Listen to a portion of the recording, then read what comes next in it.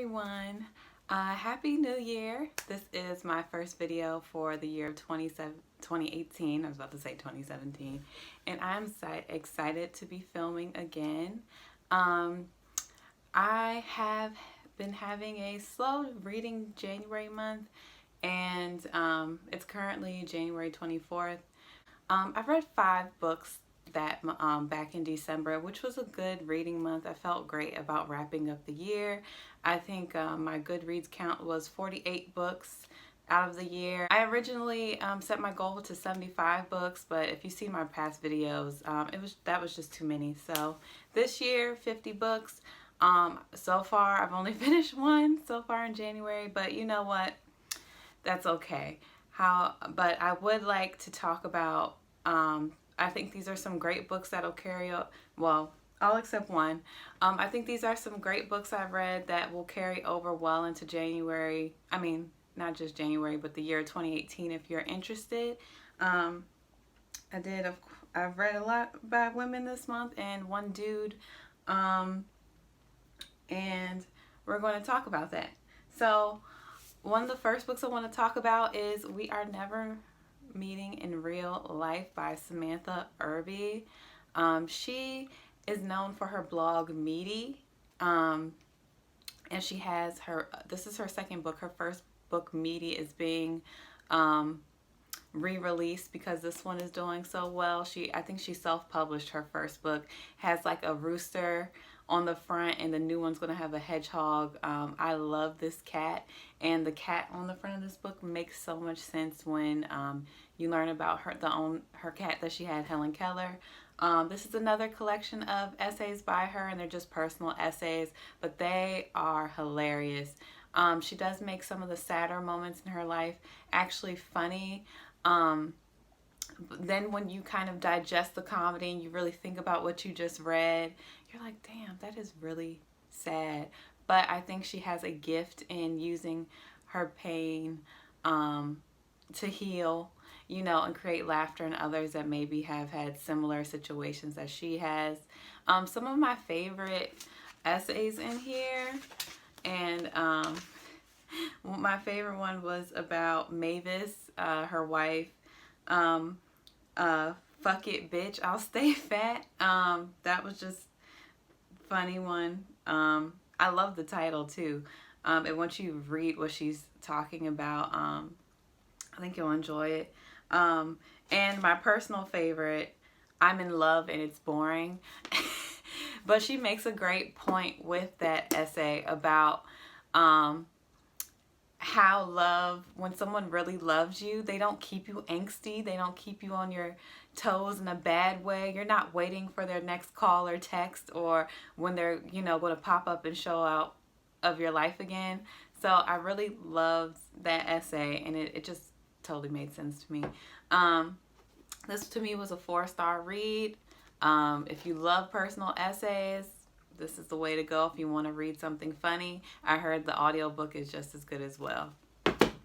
The next book I finished, I think I gave this 4 stars as well, is Her Body and Other Parties by Carmen Maria Machado. So I think I talked about this in another video, and according to Goodreads, I started reading this in October, which makes sense. So at work, she was scheduled to come in to speak on this book the day before Thanksgiving. We actually closed early the day before Thanksgiving, and her event was scheduled after we were closing. So they rearranged her for December, and I was the host. So this was the first book talk I've hosted at my job, which was very nice. She signed the book for me. And this is supposed to be a green ribbon. Said people usually think it's a lightning bolt. I should have suggested maybe she should use green pen so that it goes along with the ribbon, which is also coordinates with the first story in her book called The Husband Stitch. I liked majority of the stories in this book. She talks mostly about the subjectivity and objectivity of women's bodies. A lot of speculative fiction going on in here, some sci-fi, some horror. There was one story that didn't sit well with me, which was Especially Heinous is where she goes in. And I found out that she was actually inspired by real Law and Order SVU. I don't want to say SUV because I always say that. SVU, Special Victims Units episodes. And she kind of rewrote them into this like doppelganger, using the same characters and creating a story, a long story. It's more like a novella than a short story. Using the seasons and the episode titles and like short synopsis of those episodes to create one larger story and to talk about the spectacle of sexual violence that goes on in that particular version of Law and Order Special Victims Unit. It's usually a lot of sexual violence in that particular series. It just didn't sit well with me. I'm applaud her for what she was doing. It's like that story, you either love it or you hate it. And I think it might have just been a little too long for me. And it could have been longer. She said at Special Victims Unit actually goes up to season 16 and she stops writing at season 12. So kudos to her. She's a really nice woman. She's a great writer. And if you have a chance to, I would definitely suggest picking up this book if you're in the mood for some short stories. So the next book I read, I actually read this one after Samantha Irby because I was still in the mood for personal essays. Is One Day We'll All Be Dead and None of This Will Matter by Sachi Cole. She is a Canadian Indian writer for BuzzFeed, and I think most of her writing is on the Canadian version of BuzzFeed, but this is her collection of personal essays, and she talks about being a first generation Indian Canadian daughter, what it's like being a woman, being a feminist. She's also very funny, and she is also very vulnerable in this book. She talks a lot about her upbringing and even disappointing her parents when she decides to not only date but move in with her white boyfriend, which I thought was very interesting, versus how her family reacted when her also Indian brother, moved in with and married a white woman. So kind of like that double standard that happened between her and her family. She also talks about rape culture and surveillance culture and how those go hand in hand, which is something I didn't think about. And when she's referring to surveillance culture, she's talking about how men are always surveilling women, always keeping their eye out for women, especially she's noticed when she's in bars and clubs and, around alcohol. And I think that was a good insight. I don't think I've read a take on that before, and I really appreciated that essay in this book. All right, so I gave this 4 stars as well.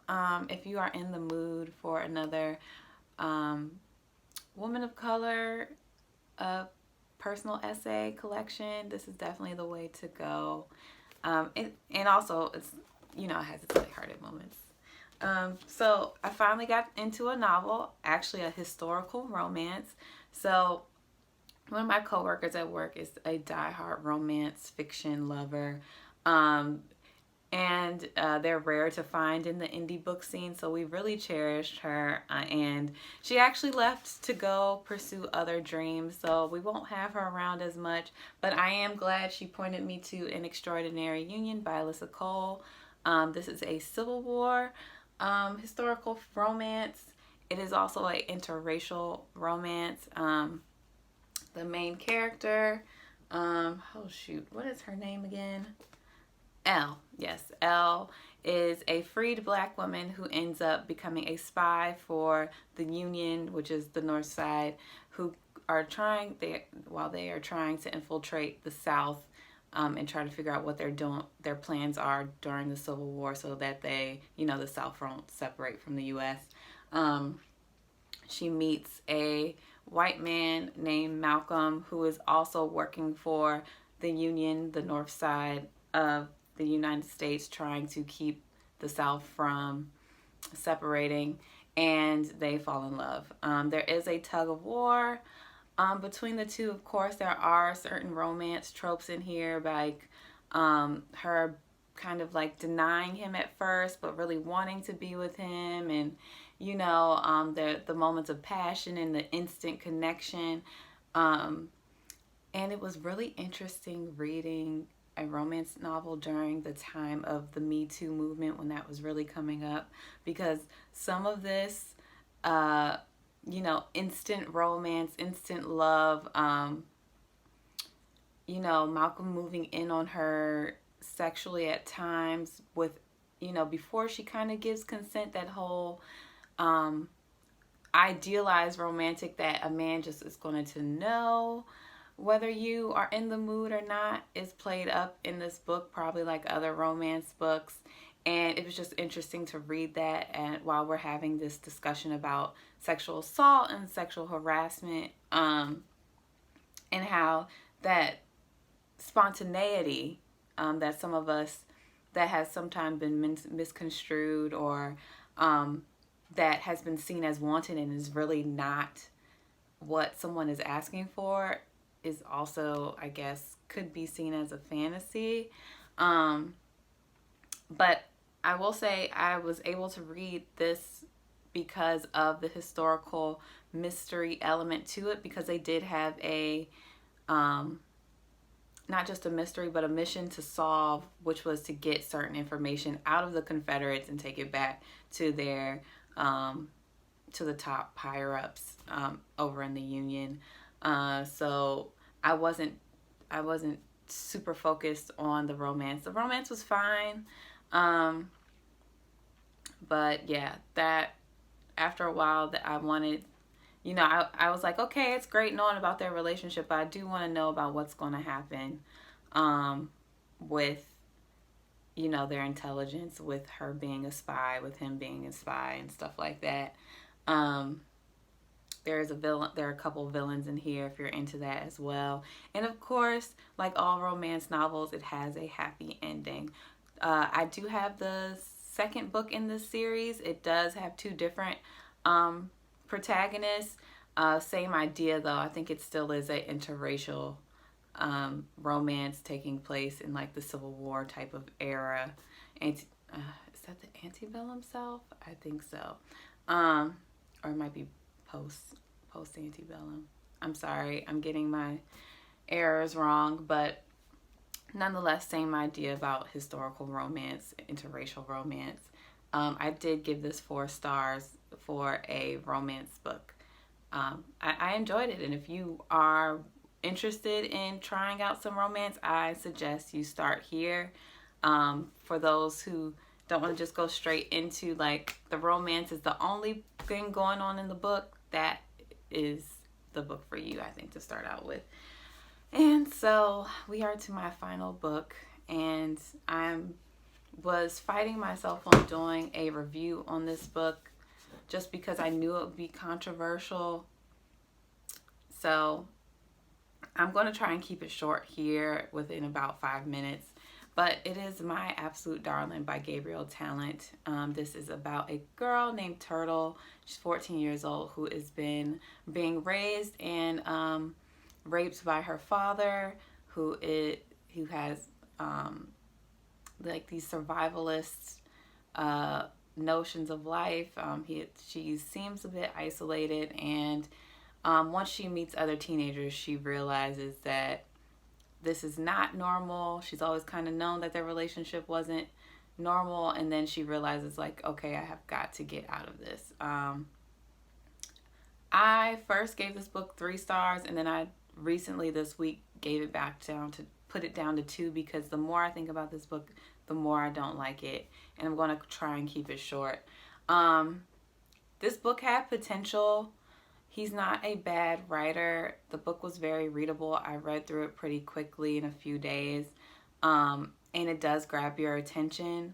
However, this to me reads like a man trying to write as if he was an abused teenage girl. I could not I couldn't believe Turtle, like,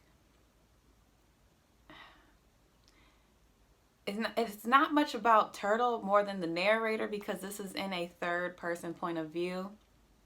And a lot of her thoughts are narrated, of course. The narrator was vulgar when the narrator didn't have to be. I understand that this book is full of violence. Turtle is growing up in violence. That's all she knows. She cleans her gun. She plays with her knives. Her dad encourages her to do these things. He has taught her these things. He has made her very skeptical of the outside world. He doesn't take that great of care of her. Their house is in disarray, and apparently it was once beautiful when her mother was alive and there, and now it's like falling to pieces and being taken over by nature itself. Like, nature is encroaching in their house, like things are growing in their house that shouldn't be growing there, and this, that, and the third. But the language is what really upset me about this book, because, and what made me find Turtle to not be a believable protagonist, because although she is growing up with a very violent man who helps screw her identity of herself and other women up by calling them bitches and slits. I've never heard of, derogatory, every type of derogatory word for a vagina you could think of is used in this book. He constantly uses the words, and I'm sorry if you have small children, or if you're in an area where cursing is not allowed. I'm about to use a couple more vulgar words. Like, he uses the word pussy a lot, the word cunt a lot, and of course the other word I said, slit, when it's not necessarily, I didn't find it to be necessary. I understand that the father thinks this way, and then the author has Turtle thinking about herself and other women this way, as them being slits, and that, she's like, he thinks I'm a cunt, and then I'm a cunt, and I'm a bitch, and I wonder if he actually read and researched women's stories who have been in, who has had sexual violence by their father, or some type of incestual sexual violence encroached on them, especially as young women, where I understand he was trying to get her self-hatred. He was trying to portray the hatred for herself. I don't think it was portrayed in necessarily a realistic way. It is possible, of course, for her not to think of herself as a full human being, but to just constantly refer to herself as a bitch or a cunt, I don't think it's realistic.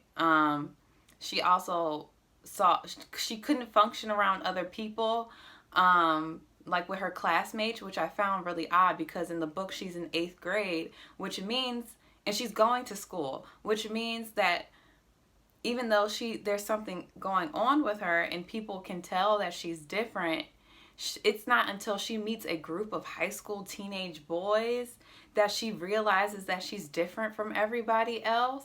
And I'm like, and that this is not how everybody else lives. And I'm just like, she's been in school this entire time. What do you mean she doesn't understand that, like, she doesn't grow up like everybody else? She clearly sees that she's just a little bit different from the girls, but the fact of this, I guess he was trying to portray her self-hatred for herself as a girl, and shows that she also has that hatred for women and girls too because of her father, that it's not until she meets these group of teen boys that she sees that she's not growing up like everyone else, which is that didn't sit with me right. At the end of the book, it read more of like an action movie, and I'm kind of like, did he just want to write about a 14-year-old girl with a gun? I have watched an interview where he said he wanted to talk about the violence against women and that we need to listen to women more. And all I have to say is that the road to hell is paved with good intentions. So do I think he had good intentions when he wrote this book? Yes, I do. But do I think it was well executed? No, I do not. And I cannot suggest people pick this book up. If it still sounds interesting to you, that's fine. But it was not a good read to me. And I think that he had a good concept that went awry. So that's all I'll say about that book. Let me know your thoughts. Did you read any interesting books back in December? I know we're already pretty much done January, but if you want to discuss, we can discuss down in the comments below. If you read this book and you like it, tell me why. I just think it was a little bit too much for me as far as its treatment of women, even though I understand what he was trying to display when writing this book. I still think it was poorly executed. I'm sorry. All right. Well, I am excited to see you guys later, and I will talk to you soon. Bye.